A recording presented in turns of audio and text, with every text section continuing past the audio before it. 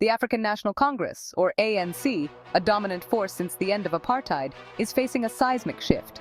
Since 1994, ANC has been at the forefront, leading South Africa through transformative years. But fast forward to 2024, and it seems their grip is loosening. For the first time, they're at risk of not securing a majority. What does this mean? It means coalition talks, political bargaining, and an uncertain path ahead. Now let's talk leadership. President Cyril Ramaphosa, who took office with promises of reform and anti-corruption, is in a precarious position. His future? It's anything but certain. If the ANC fails to secure a majority, President Ramaphosa might find his reform agenda stalled. Or worse, find himself out of the presidential seat. Why is this happening? Several factors are at play.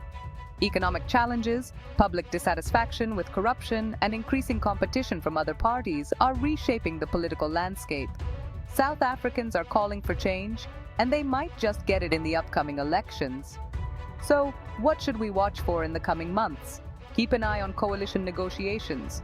Who aligns with whom could redefine South African politics for the next decade?